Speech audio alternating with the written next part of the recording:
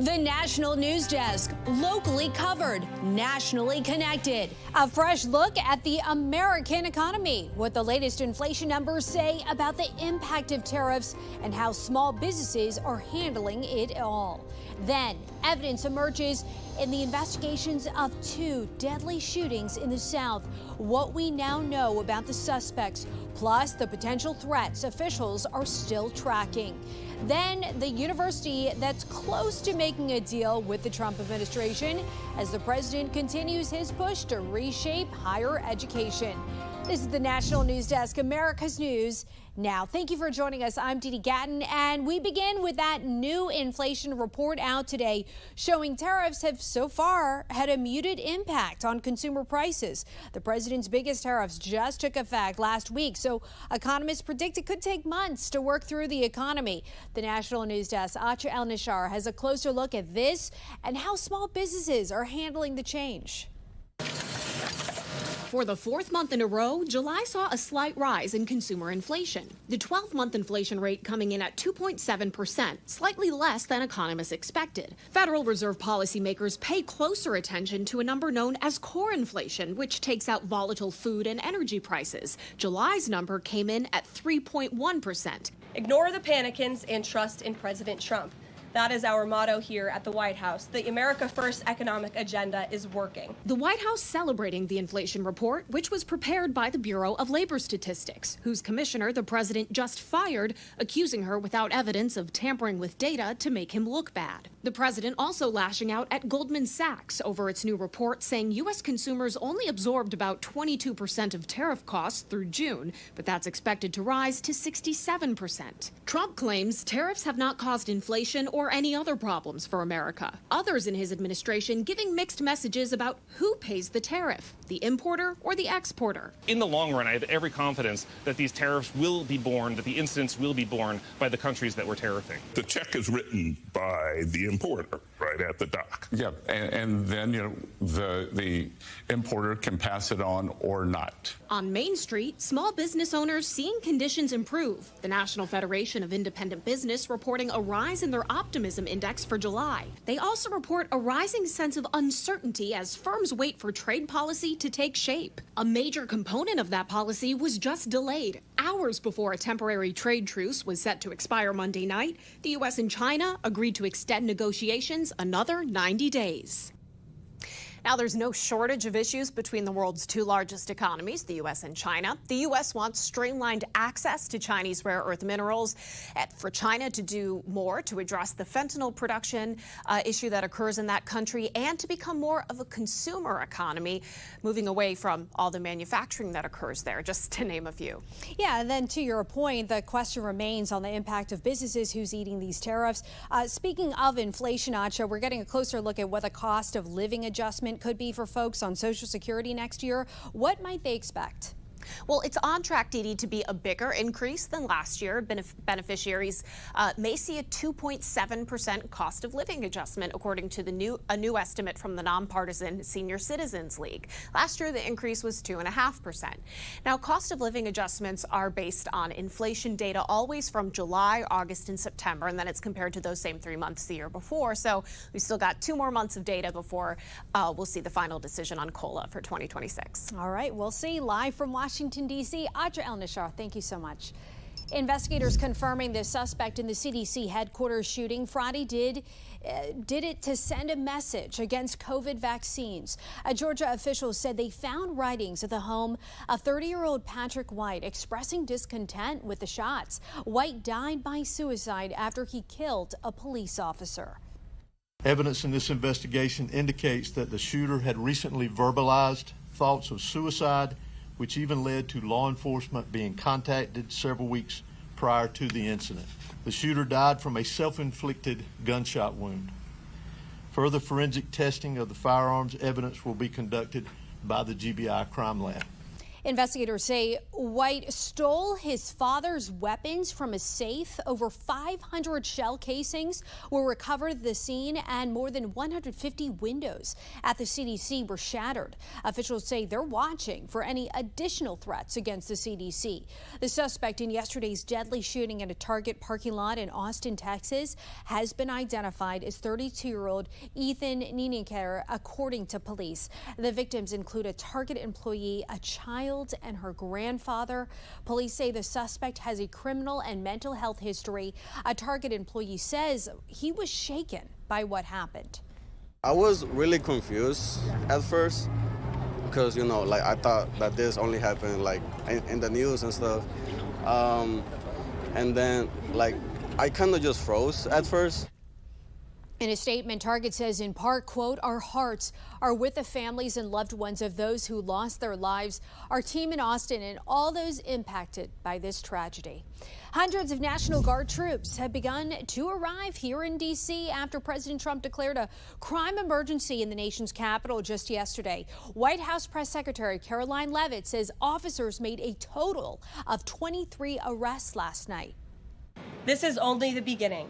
Over the course of the next month, the Trump administration will relentlessly pursue and arrest every violent criminal in the district who breaks the law, undermines public safety, and endangers law-abiding Americans. Leavitt says the arrests included homicide, firearms offenses, possession with intent to distribute, narcotics, lewd acts, driving under the influence, and more. She notes authorities also seized 6 illegal handguns. Attorney General Pam Bondi says she had a productive meeting with D.C. Mayor Muriel Bowser today. In an X post, Bondi wrote, quote, "We agreed that there is nothing more important than keeping residents and tourists in Washington, D.C. safe from deadly crime." Washington, D.C.'s police union says they're welcoming the federal help. As the National News Desk, Matt Galka tells us Congress could soon be playing a larger role in crime fighting in the district.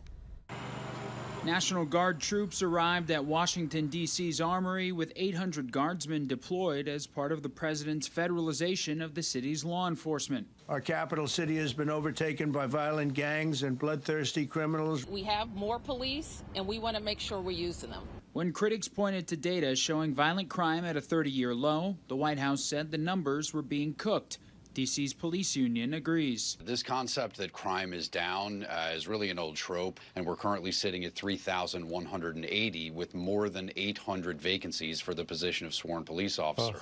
And that's the main reason why we can't keep these streets safe. Congress could play a role not just in D.C., but nationwide, where Republicans believe blue cities are soft on crime. President Trump will not be deterred by soft on crime Democrats and media activists who refuse to acknowledge this rampant violence on our streets. New York Republican Elise Stefanik is reportedly working on a bill ending no-cash bail policies nationwide, a practice where a criminal defendant doesn't need to post bail while awaiting trial for lesser offenses. Florida Republican Byron Donalds has a bill that would make changes to D.C.'s youth offender system and sentencing. Some on D.C.'s City Council agree change is necessary. And I also do agree that there were some laws that went too far several years ago. I'm proud of the progress that we've made leading to this 30-year low of violent crime, but I am also the first to say we have to do more. Democrats have slammed the president's use of military on American soil as authoritarian and an abuse of his power. And that step is a huge step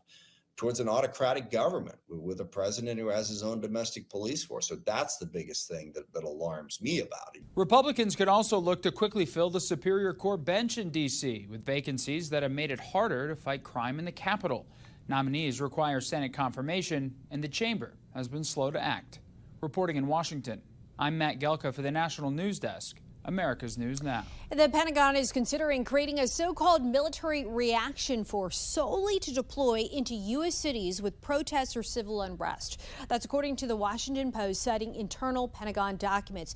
This plan calls for 600 troops to be on standby at all times, ready to deploy within an hour. They'd be stationed in Alabama and Arizona. It could cost hundreds of millions of dollars. President Trump and Vice President Vance plan to meet virtually reportedly with Ukrainian President Volodymyr Zelensky and other European leaders tomorrow, according to ABC News. Zelensky says Russia is showing indications it might want to end the war. We've also learned the meeting between Trump and Russian President Putin on Friday will take place in Anchorage, Alaska. This is a listening exercise for the president. Look, only one party that's involved in this war is going to be present. And so this is for the president to go and to get, again, a more firm and better understanding of how we can hopefully bring this war to an end. European Union leaders are urging Trump to defend Ukraine in this meeting. Trump says he's not looking to strike a deal because it's not the United States' war. He just wants to see if Putin is serious about ending the conflict. Coming up, what the Secretary of Education just told us about the growing list of colleges and universities agreeing to White House demands. Also, the latest forecast for Tropical Storm Erin as it intensifies in the Atlantic. The area is told to stay vigilant. And later, how AI can impersonate loved ones and how you can avoid this frightening scam. We'll be right back.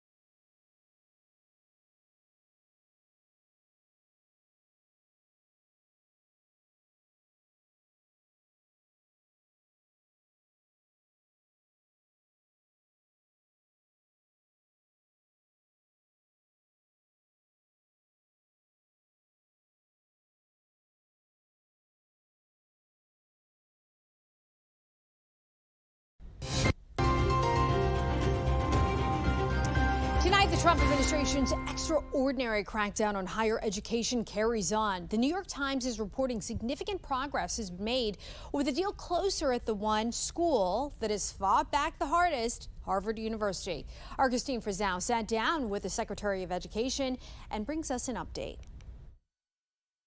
The deals have been piling up. At President Trump's alma mater, the University of Pennsylvania, $175 million in federal funding now unfrozen after UPenn agreed to block transgender athletes from participating in women's sports. Brown University will pay $50 million and Columbia $220 million to get their funding restored after agreeing to crack down on so-called anti-Semitism on campus and new merit-based admissions policies. There is a real effort to make sure that faculty and students are not being hired or promoted or admitted, based on race, but it is on merit. We spoke to Education Secretary Linda McMahon about what she calls major victories in striking these agreements with higher ed. What do you say to critics who say the Trump administration is simply going after Ivy League schools because they've tended to sway more liberal? It's unfair to what's happening on campuses. And I think the elite universities that have been covered more in the news and are more visible, what we have seen is many other universities across the country who are already starting to implement some of these changes without having to go through the investigative process. That investigative process has been a months-long ordeal at Harvard University, reportedly nearing an agreement to include a $500 million payout in exchange for its research funding restored, and to stop the Trump administration from blocking Harvard from enrolling thousands of international students. What's at risk is the excellence of higher education in the United States. The Justice Department also just putting UCLA on notice, saying it broke civil rights law for failing to protect Jewish students on its campus. just as this video from commencement 2 months ago is once again going viral. Excuse my language, but to that I say f ICE and f the Trump administration.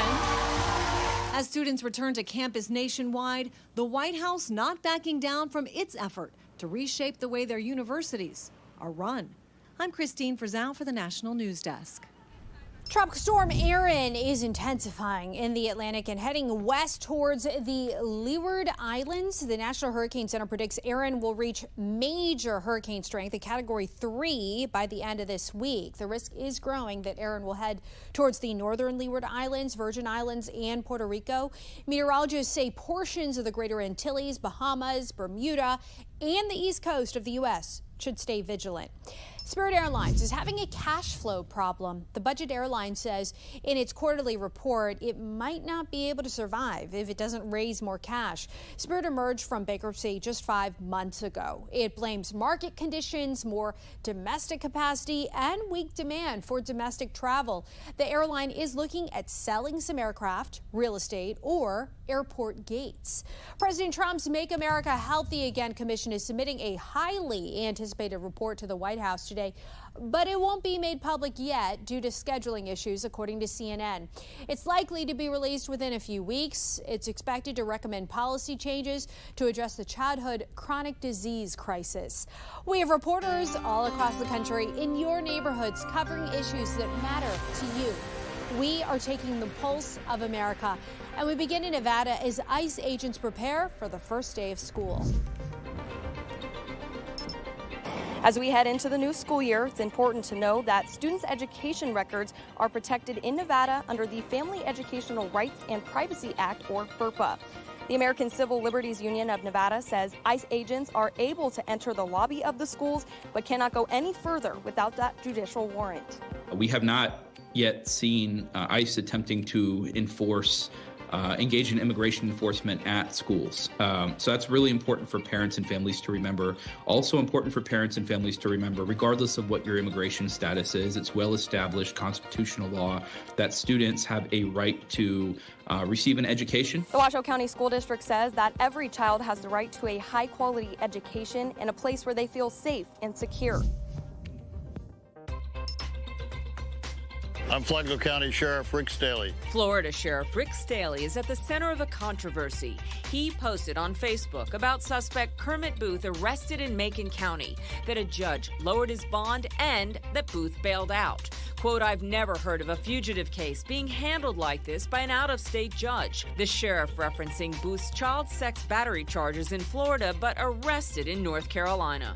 Folks, I just want to jump on here for a moment and talk about all the buzz on social media. What the sheriff's referencing is people inaccurately saying a North Carolina judge lowered bond, which is what the Florida sheriff incorrectly said. I think it's easy to cast stones when you're not familiar with North Carolina law. We spoke by Zoom with Sheriff Holbrooks. The fugitive is taken before a magistrate. Then bail is set. In this case, ultimately, he bonded out. The fact is that a sheriff in Florida probably knows nothing about the procedures that happen here in North Carolina. It's frustrating when people who are elected officials try to stoke controversy. I think I started flagging them down. 2 horse teams go in on one on the Uinta County Trailhead, one on the West Fork of the White River Trailhead.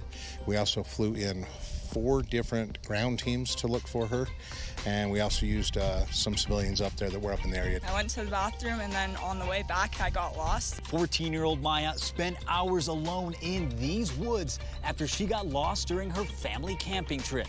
She was last seen Thursday morning. I found some trail, and it had like a sign on the top, and then I decided that would be probably the most likely spot for me to be found, because my grandpa knows a lot of the trails, so I thought he would be able to find me there. And so I just hung out there, and then I just slipped on a rock.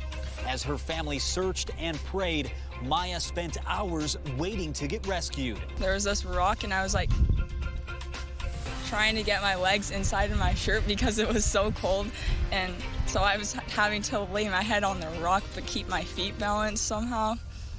That was fun. got a positive attitude through it all. Coming up, what to do to protect yourself against criminals using AI to pose as someone you know. We'll be right back.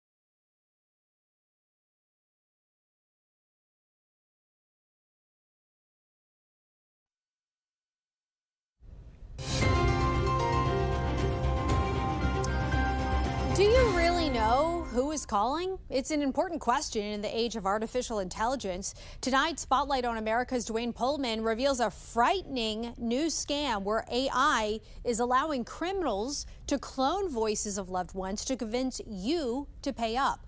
Dwayne tracks down a family traumatized clearly by this new scam and reveals how they were held hostage to AI. For Olivia Koleski, September 30th was a typical Saturday at her home in South Carolina. It's a very normal day. Until her cell phone buzzed. Olivia's sister, Cassie, was calling, or so it appeared. Her name popped up, her picture popped up, just like it would when she would normally call. But there was nothing normal about this call. Immediately I hear like whimpering, like crying, and I hear her say, "Help me, please." It was her voice. 100%. I am sure it was her voice. It wasn't. Just ask Cassie. I did. Everything is okay. The call was coming from a cyber criminal who was using artificial intelligence, or AI, to turn an old scam into a new and very believable threat. Retired FBI agent Doug Coons, who owns Veracity, a global intelligence agency in Indianapolis, says the new scam relies on voice cloning, where criminals capture a voice from social media or a phishing call, reproducing it to say anything they want. It's a whole new level with artificial intelligence. Criminals turning to this high-tech trickery, Coons says, are just beginning to strike. When you can't believe what you see and hear, where does that leave us? It leaves us in a very difficult spot. Which is exactly where Olivia was on that call that she believed was very real. So you were distraught? I was very distraught, but not even close to what I was about to be. A man's voice soon took over.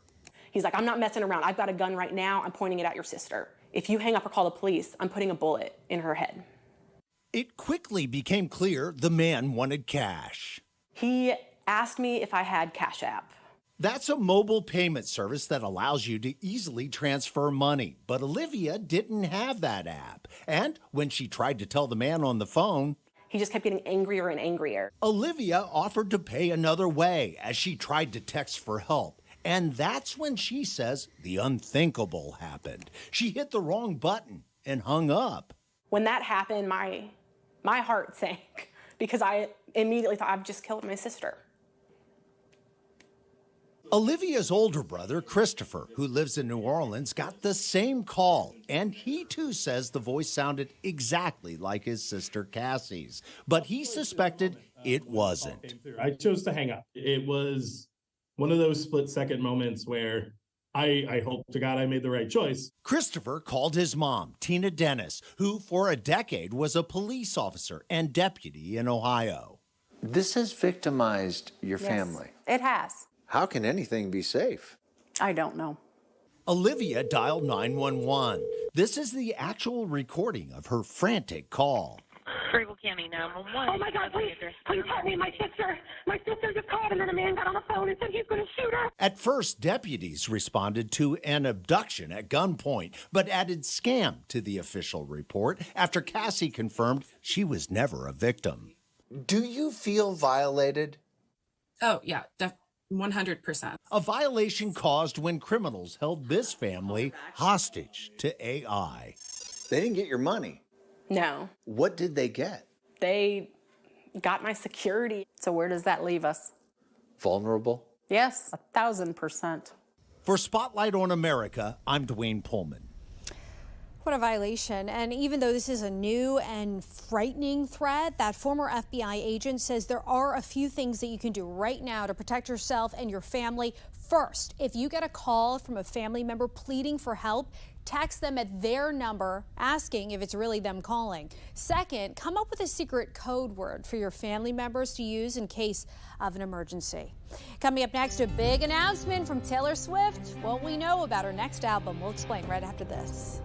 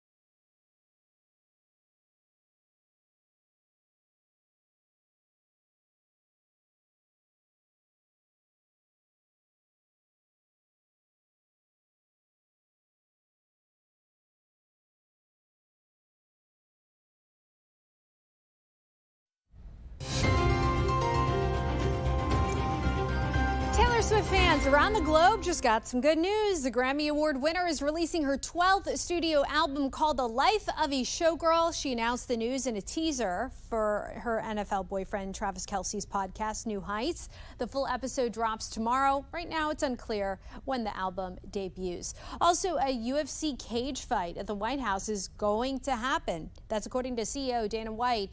He said it's likely to be shown on CBS. His comment came after the UFC announced a $7 million deal with Paramount to stream fights on Paramount Plus. President Trump had previously mentioned the idea of a UFC fight at the White House.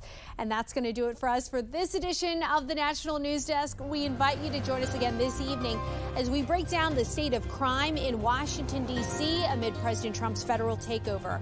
I'm Dee Gatton here in Washington. Thanks for watching. We'll see you tonight at 10.